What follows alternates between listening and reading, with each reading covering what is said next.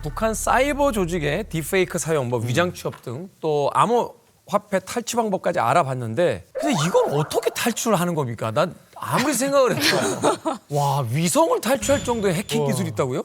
근데 이 MSMT 보고서를 제가 이제 저도 살펴봤거든요. 근데 여기에 이제 북한 해커들이 어떻게 암호화폐를 해킹했는지 뭐 그런 시나리오들이 막 많이 나와 있어요. 근데 진짜 창의적입니다. 저희가 저번에 그 딥페이크를 이용해서 위장 취업을 하고 그리고 암호화폐를 털어갔던 이런 사례들도 봤었잖아요. 맞아요. 이제 그거의 반대로 취업을 하는 게 아니라 면접도 봅니다. 위장 회사를 세워서 취업을 원하는 취준생이라든가 구직자들을 향한 해킹을 하는 거예요. 근데 이럴 때 이제 보통 면접을 온라인으로 보잖아요.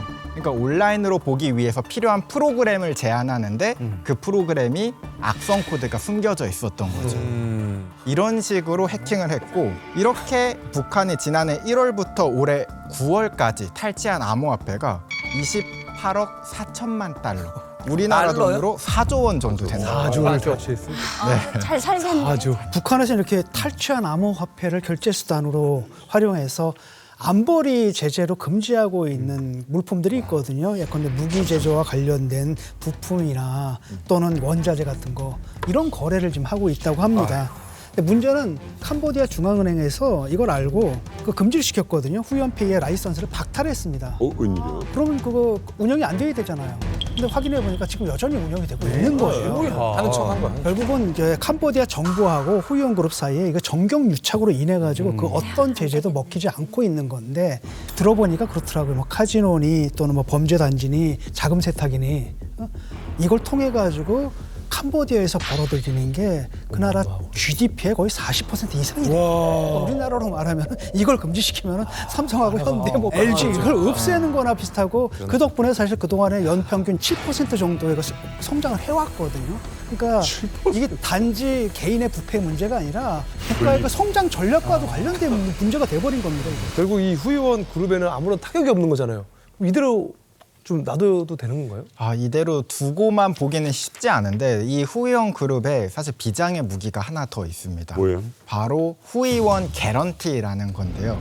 이 중개를 쓰는 겁니다. 신뢰할 수 없는 두 조직이 거래를 할 때 이 중개인을 서주는 거죠. 만약에 A그룹과 B그룹이 존재하는데 A가 암호화폐로 자료를 사고 싶다. 그럼 먼저 이 A가 후이원 개런티에 돈을 보내면 자료 보내 하면 자료를 보내고 자료 받았습니다 하면 돈을 전달해주는 그 중간상 역할을 하는 게 이 후이원 개런티거든요. 근데 이게 신뢰할 수 없는 조직들이 거래하기 때문에 특히 범죄 자금들이 많이 몰립니다. 그래서 후이원 개런티와 우리나라에 있는 암호화폐 거래소의 이 거래액을 살펴보니까 2023년까지만 이 조사를 해봤을 때는 이 후이원 개런티와 우리나라 암호화폐 5대 거래소의 거래액이 922만 원이었습니다. 그런데 작년 2024년에는 이 거래액이 922만 원에서 128억을 찍게 됩니다. 몇 배예요? 약 1,400배가 됩니다. 이렇게 갑자기 급증한 것도 조금 이상하긴 하죠. 이거 만약에 이런 일 없었으면 계속 늘어나겠네. 그렇죠. 이 후이원 개런티가 북한 해커들이 좋아할 수밖에 없는 이유가 여러 가지가 있는데요. 첫 번째가 KYC라는 고객 신원 확인 제도가 없다라는 거. 그리고 비공식이다 보니까 텔레그램으로 운영을 했거든요. 그러니까 가짜 계정들을 가지고 사용할 수 있었다. 그렇다는 말은 익명성을 지킬 수 있었던 것이고요. 그리고 두 번째는 이게 올인원 플랫폼입니다. 후이원 그룹 안에는 후이원 페이도 있고 그리고 암호화폐 거래소인 후이원 크립토까지 있습니다. 그러니까 돈을 받으면 그 안에서 세탁도 하고 환전까지도 가능하고 혹은 그 금액을 이체까지 할 수 있는 시스템이 다 만들어져 있는 겁니다. 이게 금액만으로 봤을 때는 뭐 다른 곳과 비교했을 때 별거 아니네라고 생각할 수도 있지만 이게 1년 만에 이 128억까지 찍었다는 건 조금 주목해 볼 만하다고 생각합니다. 소름 돋는 포인트가 또 하나 있습니다. 뭐 더한 게 있어요? 후이원 개런티의 거래량이 폭증했던 시기와 우리 국민이 납치됐다, 행방불명됐다. 그 시기가 딱 겹쳐요. 이건 또 무슨 말이에요? 그 말은 뭐냐면은 일단 그 인신매매 조직 또 로맨스 스캠 조직이 우리 국민을 납치를 해요. 그 사람들의 명의를 도용한다든지 한 그 사람들을 이용해가지고 또 범죄를 저질렀겠죠. 이걸 현찰화할 수 있는 창구는 유일한 곳이 바로 후이원 개런티였다. 즉 그 말은 뭐냐면 후이원 개런티를 통해서 이제 현금화했던 그 시기와 우리 국민들이 납치돼가지고 실종됐던 시기와 겹쳐진다. 그래서 아주 밀접한 범죄 관계가 있다라고 우리가 볼 수 있는 거죠. 놀라운 사실 하나 더 있습니다. 또? 이 후이원이 우리나라에도 있다는 거예요. 그럴 때는 나 뉴스 봤어요. 맞죠? 우리나라에? 서울 대림동에서 예. 수상한 환전소가 하나 있었어요. 그래서 우리 수사당국이 이상하다 해서 거길 쳤는데 이 환전소 이름 후이원. 엄마. 어머나. 그런데 이 환전소를 운영하는 사람은 한국인 조모 씨예요. 어머나. 그런데 조모 씨가 외국 이 출국 기록을 우리 수사당국이 확인해 봤더니 3년 8개월 동안 수십 차례 어디로 출국한 사실이 발견됐을까요? 캄보디아로 출국한 사실이 발견이 됐고요. 최근 3년 8개월 동안 이 한국에 머문 건 1년밖에 안 된다라는 사실도 수사당국이 확인을 했습니다. 이곳이 환전 실적을 실제보다 50분의 1로 축소 신고했다라는 의혹을 갖고 우리가 수사를 하고 있는 곳이에요. 환전 신고액이 얼마일까? 얼마예요? 적게 잡아서 유추한 바는 300억 상당의 외화를 이 조그만한 대림동의 후이원이라는 환전소에서 환전된 걸로 보고 있어요. 근데 이거 추정이에요.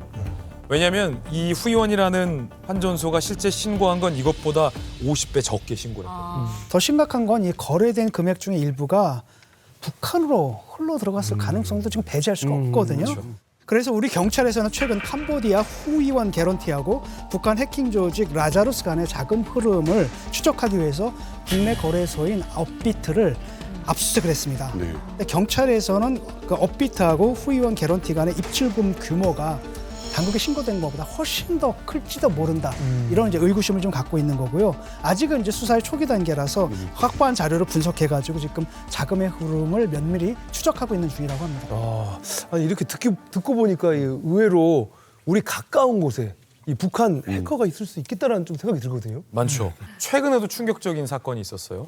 국내 유명 요가복 브랜드의 창업자가 여성인데 남편도 꽤 유명했어요. 두 부부가 뭐 셀럽처럼 소개됐는데 이 남편이 북한 해커와 접촉한 것도 모자라 북한에게 수천만 원을 불법 송금해준 혐의가 인정돼서 징역형을 선고받았어요. 요가랑 그게 어떻게 연결해? 나내 말이. 이 남편은 무슨 일을 했냐면 이 유명 온라인 게임 리니지 알죠?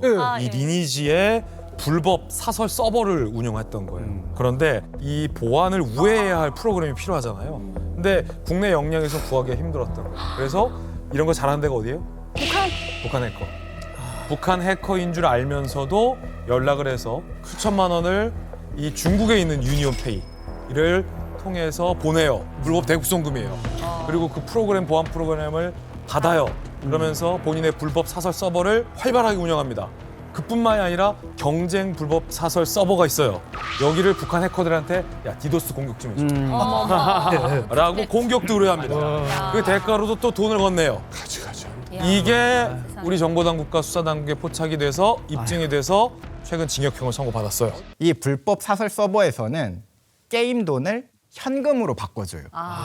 그러니까 기왕 게임하는 거 나 열심히 해서 게임에서 돈 벌면 이거 현금으로 바꾸고 싶다라는 생각 때문에 보통 몰리는데 이 안에 경마라든가 홀짝이라든가 이런 도박 시스템을 만들어 놓으니까 사람들이 이쪽에 오면 사실 그 게임을 하러 온 게 아니라 그 안에 있는 도박을 하러 오는 거예요. 온 김에 이렇게 그 불법 사설 서버를 운영하면 돈을 벌 수 있으니까 이 공식 서버에 있는 이 게임을 복사를 해야 되잖아요.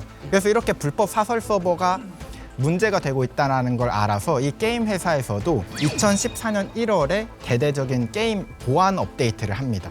그래서 그때 사설 서버들이 많이 다쳤어요.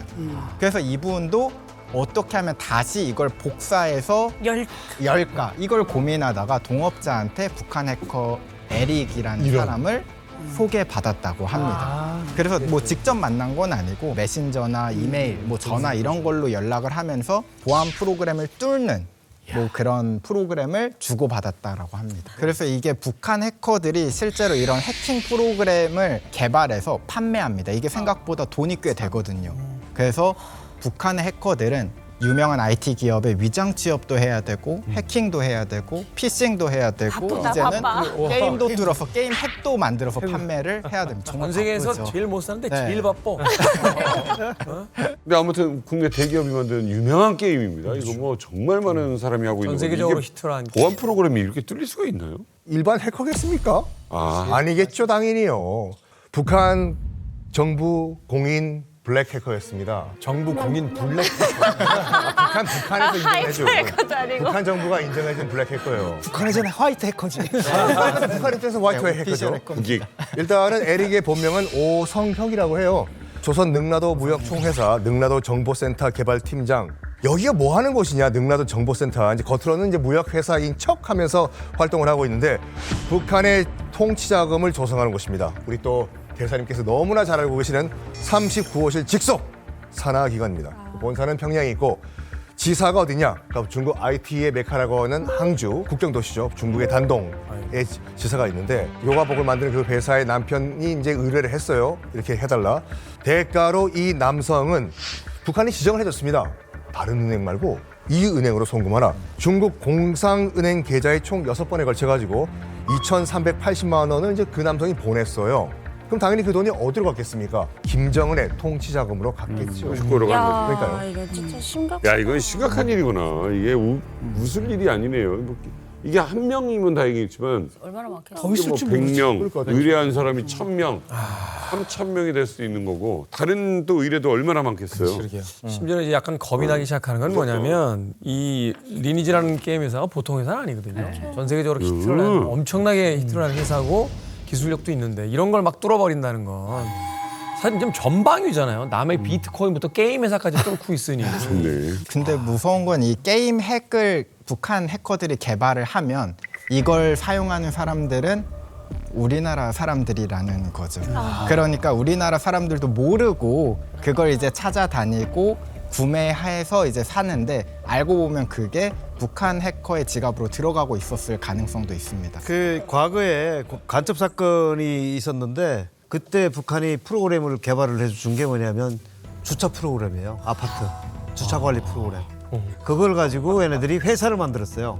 해가지고 그걸 가지고 아파트 주차 관리를 하면서 여기저기 이제 계약을 해갖고 돈 벌고 주차 관리 프로그램. 대박이다. 그거 다 만들어주고 그 다음에 그거를 관리하고 업그레이드 시키는 거 다 북한이 해주고요. 뭐 여기 얘네들은 여기서 그 프로그램을 팔면서 돈 벌고 그걸 공작금으로 활용하고. 그러니까 제가 몇 년 전에 그 북한 해커는 아닙니다만 어떤 그 해커 하나가 어이가 없어. 아파트 관리 시스템을 해킹을 해가지고 집집마다 인터컴이 있잖아요. 네네네. 그 아파트 단지에 있는 모든 사람을 몰카를 봤어요. 어머머머머머. 그러니까 그게 실제로 가능하다는 이야기. 와. 끔찍하네요, 이거. 최근에 이제 그 스파이 이야기도 저도 들으면서 떠오른 이제 사건이 있는데 최근에 그 네덜란드에서 17살의 학생 2명이 갑자기 집에서 숙제를 하다가 체포되는 사건이 있었습니다.